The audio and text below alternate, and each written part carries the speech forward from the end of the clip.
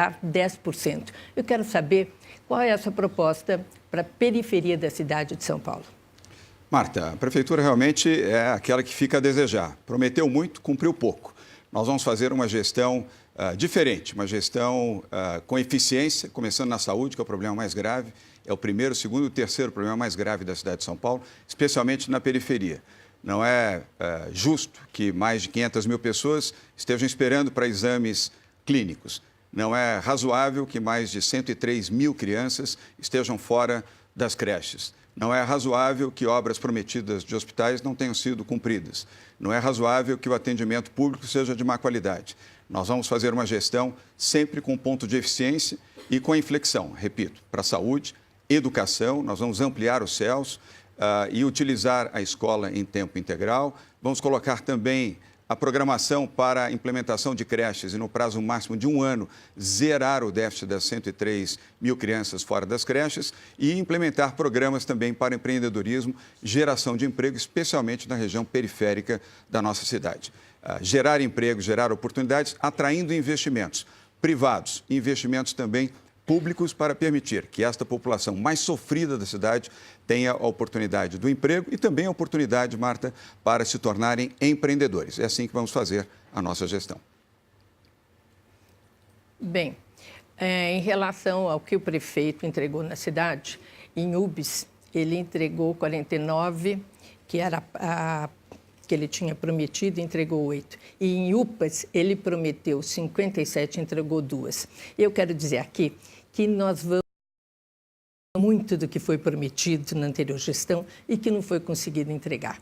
Nós vamos nos fazer os CELS, que ele não prometeu, dos 20, nós vamos entregar 14 CELS. Nós vamos, na UBS, estender o horário até às 11 da noite e também no sábado. E vamos colocar, finalmente, para você que está em casa, remédio. Em 30 dias, é um compromisso meu, nós vamos ter remédio na cidade para todo mundo que necessita.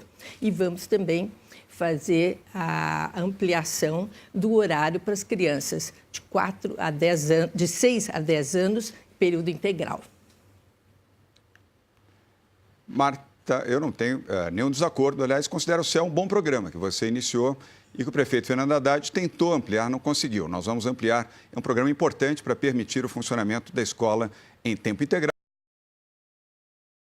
aulas de cultura e o bom atendimento aos gestores e professores que, sendo bem atendidos e bem remunerados, poderão dar aulas de qualidade para os alunos. Mas sempre a prioridade será a saúde pública, que é muito deficiente na cidade de São Paulo. Você colocou alguns dos programas, nós teremos oportunidade ainda de debater saúde neste debate. Muito bem, muito obrigado. Os senhores podem voltar às suas cadeiras. O próximo a perguntar pelo nosso sorteio pré-definido é o candidato Celso Russomano, do PRB. Candidato, gostaria de saber para quem o senhor gostaria de fazer a pergunta. Para a deputada Erundina. Deputada Erundina, por favor, pode vir até aqui. Candidato, o senhor tem 30 segundos, pode formular. Deputada Erundina, você acompanhou o meu trabalho no Congresso Nacional quando eu fui relator na comissão especial para o Estatuto das Pessoas com Deficiência. Trabalhamos 4 anos nesse estatuto e nós sabemos que as pessoas com deficiência na cidade de São Paulo têm muitas dificuldades. Dificuldade de inclusão na escola, dificuldade no trânsito pelas ruas, todos os tipos de dificuldades possíveis e imagináveis. Temos 2.700.000 pessoas nessas condições. O que você vai fazer para melhorar a vida dessas pessoas? Olha, candidato, nós sabemos que grupos especiais precisam de uma atenção especial em relação a todos os seus direitos. Direito à saúde, à educação, assistência social, a condição ambiental. E são pessoas como essas que precisam ter toda a atenção de uma administração pública. Aliás, tem um outro candidato entre nós aí que ameaçou acabar com a secretaria que existe no município, né, de atenção ou de cuidados ao grupo, ao segmento de pessoas com deficiência. Isso é uma insensibilidade, é um retrocesso. A modernidade implica exatamente o tratamento diferenciado e especializado, exatamente dependendo das necessidades de cada grupo social. Então, sem dúvida nenhuma, o nosso governo vai dar uma atenção particularíssima, como já o fez da primeira vez, no sentido de que todo cidadão paulistano tenha atendido plenamente os seus direitos de cidadania, para que, de fato, se realizem como seres humanos, sejam produtivos na sociedade e possam se sentirem pessoas felizes, respeitadas em sua dignidade e em suas diferenças, com todo o respeito à sua dignidade humana. Erundina, nós sabemos de todas as dificuldades e a cidade, de fato, não é uma cidade acessível. Infelizmente, começa isso na escola, quando professores recebem pessoas com deficiência, alunos com deficiência, e tem classes estendidas com 35, 38 alunos. Nós temos que fazer essa inclusão. E os professores precisam ser capacitados junto às associações e entidades de defesa das pessoas com deficiência em todos os segmentos. Fora isso, nós precisamos da inclusão no transporte, na mobilidade urbana, com ônibus, com piso baixo, com toda a inclusão necessária para essas pessoas. No mercado de trabalho, incluir essas pessoas no mercado de trabalho. E a Prefeitura de São Paulo vai fazer isso, vai incluir essas pessoas, vai dar dignidade a essas pessoas, melhor condição de vida, com transporte, atendendo a todos aqueles que precisam. Senão, a gente nunca vai viver a cidadania nessa cidade. A inclusão, evidentemente, é um direito e precisa ser assegurado, mas de forma a não desrespeitar a autonomia e independência dessas pessoas, não tutelá-las, sem o que elas não vão se sentir cidadãos plenos. E, certamente, as condições das nossas escolas, sem dúvida nenhuma, o número de alunos em sala de aula, a falta de condição dos educadores de prestar essa atenção particular, especial a esse grupo de pessoas, requer um outro tratamento para que essa inclusão, de fato, aconteça junto a essas pessoas. Muito obrigado. A sua vez agora, a candidata Erundina, de fazer a pergunta pela nossa ordem prévia de sorteio. Para quem a senhora gostaria de perguntar? A candidata Marta Suplicy. Candidata Marta Suplicy. Portanto, pode vir aqui à frente. Candidata Erundina, a senhora tem 30 segundos. Marta, o presidente ilegítimo, seu presidente, né, editou há poucos dias atrás uma medida provisória modificando o ensino médio no país, alterando inclusive a Lei de Diretrizes e Bases da Educação. Isso mediante uma medida provisória, sem nenhuma consulta, sem nenhum debate com a sociedade. Inclusive o PSOL já entrou com um ADIM questionando a constitucionalidade dessa medida. O que você acha dessa medida e qual a sua posição a respeito? Olha, Erundina, eu debati como senadora na Comissão de Educação essa medida em várias audiências públicas, onde nós discutimos a relevância do que precisava ser feito, inclusive com um depoimento bastante importante de ministros de diferentes áreas e de especialistas da Austrália, várias pessoas. Foi debatida no Senado. Eu acredito que poderia ter sido mais debatida popularmente. Agora, eu tenho lido que não foi debatida, agora, mais de um ano que isso está sendo debatido. Eu acredito que, em linhas gerais, é uma medida interessante, porque diminui o número de cadeiras que os alunos vão ter acesso. Hoje, o que nós sabemos é que saem todos analfabetos dessas escolas, porque é um monte de professor, um monte de matéria, não se aprofunda nada. Eu acho que nós vamos ter muito mais tempo para aprofundar isso, porque mesmo numa medida provisória, o Congresso Nacional vai discutir. Mas acredito que os alunos vão ter uma aprendizagem melhor, mesmo que agora, nesse momento, ainda vai ter discussão de aprimoramento de alguma coisa que não está formatada de jeito nenhum. Candidata, não sei de que especialistas você está falando, mas tivemos com vários especialistas, pesquisadores, que estranham que tenham sido eliminadas disciplinas como sociologia, filosofia, artes, educação física, o que vai empobrecer muito o ensino nesse nível de educação que é o ensino médio. Além disso, impõe a tempo integral e há jovens que precisam trabalhar e estudar. Então, isso vai eliminar muitos jovens do direito ao trabalho e a educação. Portanto, não foi suficientemente discutida. Você sabe que medida provisória tem um rito bastante acelerado, não permite maiores debates e discussões. Esse debate não chegou à Câmara dos Deputados, que é onde eu milito, e muito menos na sociedade, candidato. Eu acho estranho que você tenha essa posição a respeito, e não é verdade sua avaliação e seu julgamento sobre o trabalho dos educadores na cidade de São Paulo. Bom, eu vou dizer que parte do que você colocou, eu concordo. Acho que várias coisas que foram eliminadas vão ter que ser repensadas. E quanto medida provisória, também o Congresso Nacional não vai deixar isso passar assim. Vai ter muita discussão, realmente. E eu acredito reafirmo, que é um passo numa direção correta. Acho que a direção é correta, precisa mais participação popular, precisa mais discussão, vai ter um tempo para os estados se acomodarem, conseguirem responder ao que está sendo proposto, mas acredito que do jeito que está, não dá mais. Do jeito que está, as nossas crianças não aprendem. Agradeço muito às duas candidatas, podem voltar aos seus lugares. Pela nossa ordem do sorteio, o próximo a perguntar é o candidato Fernando Haddad, do PT. Candidato, o senhor pode fazer a pergunta ou para o Celso Russomano, do PRB, ou para o Major Olímpio, do Solidariedade. Celso Russomano. Celso Russomano, por favor, venha até aqui. Candidato Haddad, o tema é livre, o senhor tem 30 segundos. Celso, na área do transporte público, nós pretendemos continuar renovando a frota com Wi-Fi, internet livre, ar-condicionado, tomada de recarga de celular e recarga de bilhete único. Isso já começou a ser feito e vai ser feito, sobretudo, com ônibus biarticulados. Além disso, nós queremos fazer um corredor de ônibus ligando a Zona Leste à Zona Sul, sem passar pelo centro. Além disso, o passe livre do desempregado. Quais são as suas propostas para o transporte público, se eleito? Quando a gente fala de transporte público, Haddad, a gente tem que dar condição para que o consumidor tenha qualidade nessa prestação de serviço. E a gente começa pela quantidade de passageiros que a gente tem dentro dos ônibus.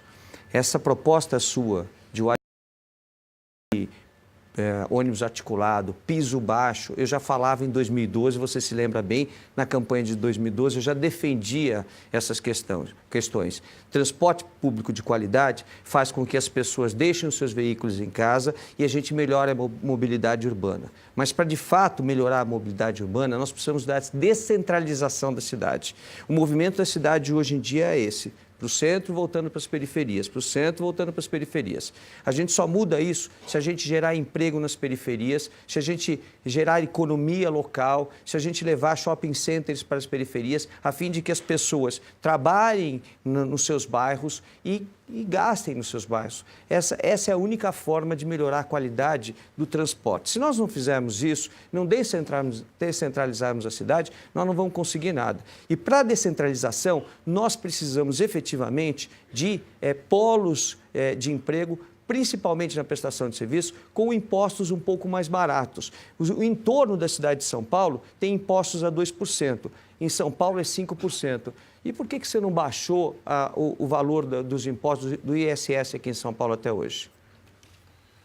Celso, você está desinformado, toda a Zona Leste é uma zona incentivada. As empresas que forem para lá já não pagam ISS e IPTU. Procure se informar.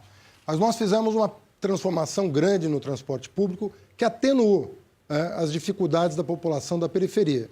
400 quilômetros de faixas e corredores melhoraram a velocidade do ônibus, como nunca se fez.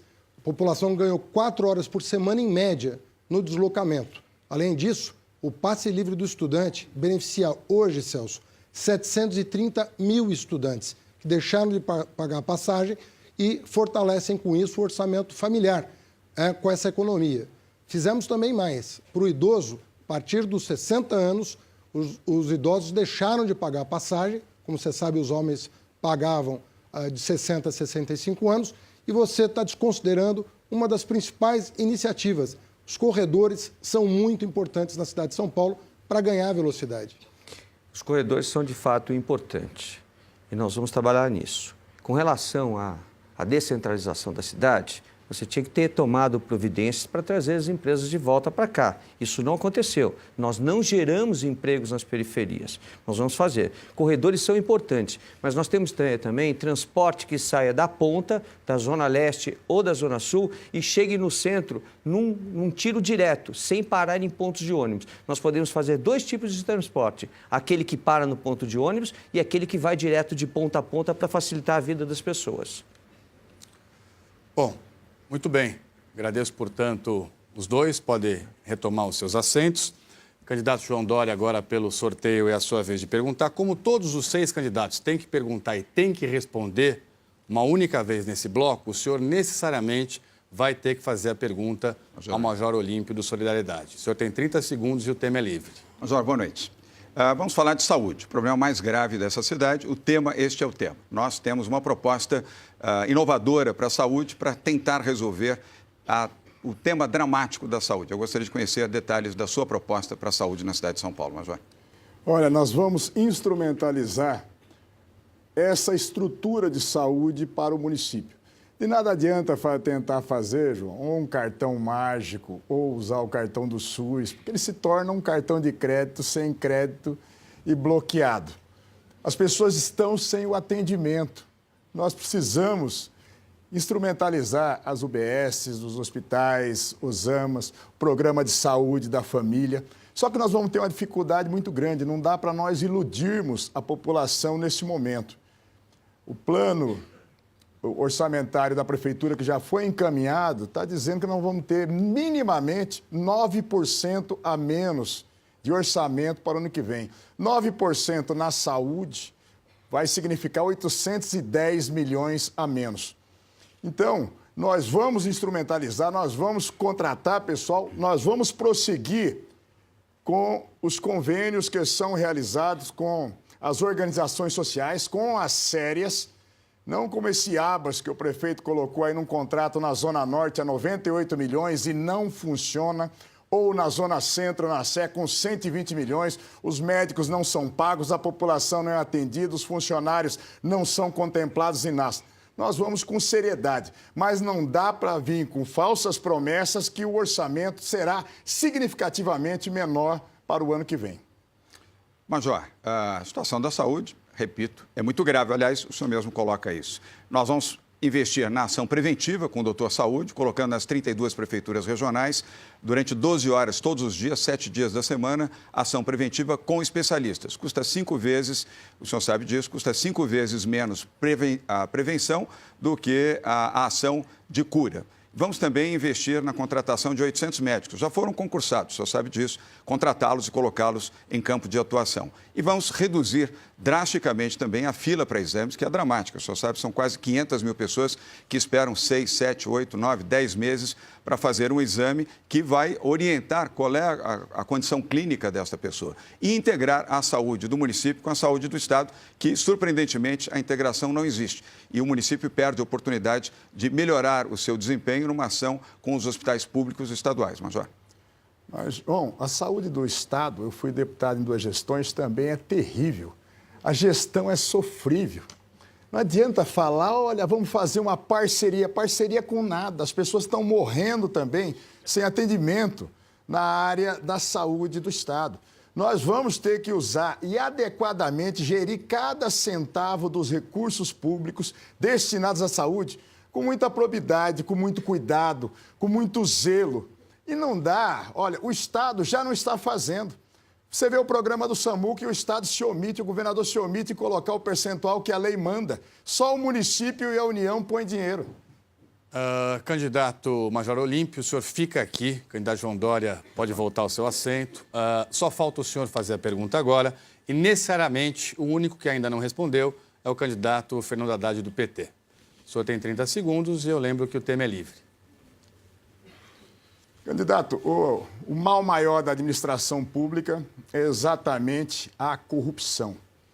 Não interessa se é pichuleco, se é chuchuleco, que diabo que é aonde está se tirando o recurso público. O senhor foi acusado novamente hoje por um dos delatores dizendo que a sua campanha recebeu 3 milhões de reais do Ricardo Pessoa da UTC. O que o senhor vai fazer para enfrentar a corrupção se o senhor for reeleito? Major, o senhor deve estar muito desinformado sobre o que eu já fiz para enfrentar a corrupção no município de São Paulo. De forma pioneira, nós criamos a Controladoria Geral do município, né? E essa controladoria tem autonomia plena para atuar contra a corrupção. Para o senhor ter uma ideia, Operação Água Espraiada, uma fortuna na gestão Maluf e Pita desviados. O que nós fizemos? Atuamos, inclusive no exterior, e junto aos bancos que atuaram na transferência de recursos, recuperando 145 milhões em dinheiro. Está no caixa da prefeitura fazendo creche e hospital. Uma parte dos 3 hospitais que eu estou construindo, um já entregue, foi feito com esse dinheiro. Além disso, desbaratamos a máfia do ISS, gestão Serra, PSDB e Kassab, que hoje está com a prefeita Marta. 151 milhões recuperados, já em caixa. Fazendo o quê? Construindo creches, hospitais, UPAs e UBSs. De novo, 410 creches abertas, uma parte delas com dinheiro recuperado da corrupção. No que diz respeito a isso, nós vamos continuar contratando auditores para a controladoria, queremos chegar a 100 auditores, com total autonomia para agir. Não tem que pedir licença para o prefeito para investigar como tem sido a prática dessa administração, que é referência hoje, inclusive nacionalmente. Corrupção no PT chamam-se recursos não contabilizados, né? É esse o nome. O senhor não me respondeu a respeito desses 3 milhões de recursos não contabilizados que tem um delator em um processo dizendo que custeou a sua última campanha. E eu conheço a falência da estrutura que tem a controladoria. Ela foi criada, mas não foi instrumentalizada.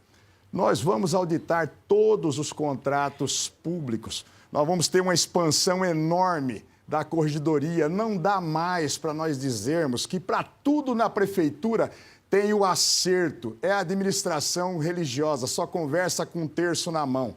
Então nós precisamos exatamente acabar com essa vergonha que nós temos na forma de gerir. O senhor falou de administrações anteriores, mas o que foi recuperado do que já foi desviado nos 3 anos de administração do senhor? Nada. Major, o senhor está desinformado mais uma vez. Toda a documentação referente à minha campanha de 2012 já foi encaminhada para a Justiça Eleitoral, que aprovou as contas sem ressalvas. A documentação está, inclusive, à sua disposição. Minha vida, eu tenho 16 anos de vida pública honrada. Sou um professor universitário, não sou político profissional, honrei a camisa quando fui ministro da Educação e como prefeito de São Paulo. E o único caso em que houve a necessidade de interferência minha no Teatro Municipal, eu bloqueei os bens em 330 milhões de servidores desonestos, já afastados da administração. Candidatos, muito obrigado. Todos os 6 já perguntaram e já responderam. Então, assim, a gente encerra o primeiro bloco do nosso debate. Daqui a pouco voltamos, candidatos respondendo sobre temas sorteados ao vivo aqui no estúdio. Voltamos já.